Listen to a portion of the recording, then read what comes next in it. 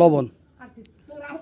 তাহলে কিভাবে আমরা গরু মাংসের রেসিপিটি তৈরি করতেছি আপনারা অবশ্যই বুঝতে পেরেছেন কিভাবে মশলা আগে মাংসের জন্য তৈরি করতে হবে। দেখুন 1 কেজি মাংসের জন্য কতটুকু মশলা আমি এখানে দিয়েছি। এখন একটু পানি দেবো, হ্যাঁ সামান্য একটু পানি দাও। হ্যাঁ আপনারা দেখুন সামান্য স্বাদ মতো পানি দিচ্ছি। পানি বেশি দেওয়া যাবে না, দেয় না কা পানি বেশি দেওয়া যাবে না, স্বাদ মতো পানি দিতে হবে।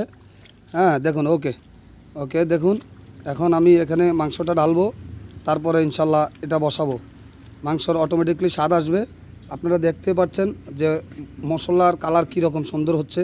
হ্যাঁ দেখুন, তারপরে যে মাংসটার অটোমেটিকলি স্বাদ আসবে। মাংসটা দেখুন, হ্যাঁ এখন এই যে মাংস দিচ্ছি, এই মাংস দিয়ে দিলাম। এখন দেখুন এখনই মনে হচ্ছে যে এই মাংস খাওয়ার উপযোগী। দেখুন আপনারা চাইলে কিন্তু খেতে পারবেন। অসাধারণ এক রেসিপি। আপনারা এইভাবে গরু মাংস রান্না করবেন, তাহলে আপনাদের মাংসর যে স্বাদ অটোমেটিকলি যে টেস্ট সেটা পাওয়া যাবে। দেখুন, ওকে গাইজ, ধন্যবাদ। কীভাবে গরু মাংস রেসিপি বসাতে হয় আপনাদের কাছকে দেখালাম। পরবর্তীতে আরেকটি পর্ব নিয়ে আপনাদের সামনে হাজির হব। ধন্যবাদ। আপনারা আমার মতো মাংস রান্নার যে কৌশলটি, যে প্রসেসটি সেটি আপনারা শিখবেন, তাহলে আপনারা মাংসের স্বাদ পাবেন। ওকে ধন্যবাদ গাইজ, আল্লাহ হাফেজ। পরে পর্বে দেখা হবে আপনাদের সাথে ইনশাআল্লাহ। ওকে, আল্লাহ হাফেজ। মাহে রমজানকে উদ্দেশ্য করে এই গোস্ত রান্না বসালাম। আজ রাত্রে ইনশাল্লাহ আমরা মাহে রমজানের রোজা রাখার জন্য খাবার খাবো। ধন্যবাদ গাইজ।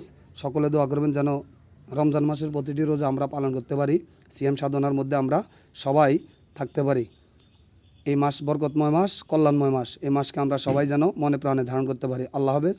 সকলের জন্য দোয়া রইল সিয়াম সাধনার জন্য। আল্লাহ।